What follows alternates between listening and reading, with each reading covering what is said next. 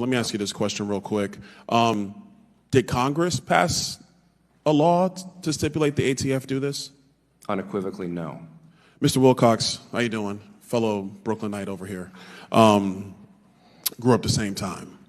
Let me ask you this question. Do you think it's okay for the ATF to act outside of congressional legislative authority, criminalizing 10 million Americans who are currently law-abiding citizens? It's good to see another proud son of Brooklyn. I don't believe that is what ATF is doing here, so I disagree with the premise. Do you think that by this rule there will not be 10 million felons in the United States because they bought a product that the ATF authorized to be sold and that the ATF said was legal up until the Biden administration? So not liking a law isn't a reason for ATF not to. Well, Mr. Wilcox, there's no law. Congress didn't pass it. That's a rule from ATF. Let me ask you this question. Do you believe in separation of powers?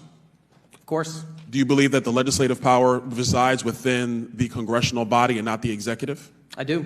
So then why do you think it's okay for the ATF to come up with some rule with the force of law that Congress did not pass? Congress passed the law 90 years ago, and ATF is catching. So you're saying to me that a law that Congress passed 90 years ago allows for 10 million Americans to become felons today? Congress passing a law allows ATF to regulate as technology changes. Come on, Mr. Wilcox. Don't do that to the American people. We know better. Don't do that. I find it interesting that my colleagues have no problem with the ATF going outside its boundaries with respect to this brace. Meanwhile, my colleagues have no issue with the fact that the President of the United States has made a complete bastardization of asylum at the southern border, which has led to more fentanyl killing more people between the ages of 18 and 45 in the United States. Fentanyl is the #1 killer of Americans in the United States, and they have no problem talking about that. They don't even want to discuss it, but we're here talking about this. Ms. Swearer, you just saw the video that was up on the screen. Do you have a response for this video? Yes, though I suppose Mr. Bosco does as well. I think it's being used in a way to misconstrue the reality of SBRs. SBRs are actually still used by plenty of Americans who do have disabilities, but also just from the standpoint of SBRs themselves, they were the loophole, an attempt to regulate a loophole while trying to essentially ban handguns. Their restriction under the NFA has always been irrational. This idea that somehow a 14.5-inch barrel is more concealable than a 16.5-inch barrel when you walk in to commit a mass shooting, and that's why they choose it. It's just not realistic. It's the same gun. If you take that same gun and put it in a 16-inch barrel, if anything, the muzzle velocity will be increased when it is fired.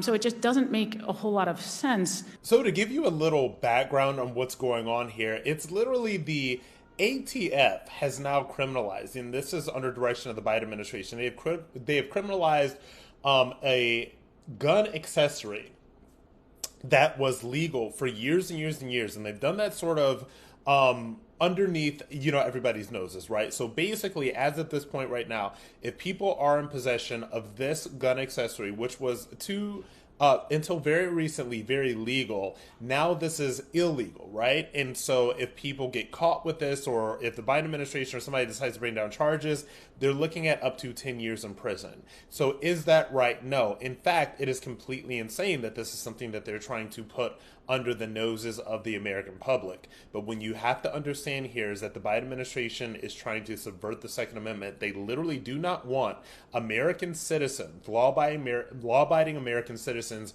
to have the same rights as the people that your taxpayers' dollars pay in order to protect them. And by them, I mean senators, congressmen, et cetera, et cetera. So it's an attack on the Second Amendment. It's actually completely insane. And you have to understand that these people that are attacking the Second Amendment over and over and over again, they say that they're here for gun control. They are not here for gun control. This is disarmament.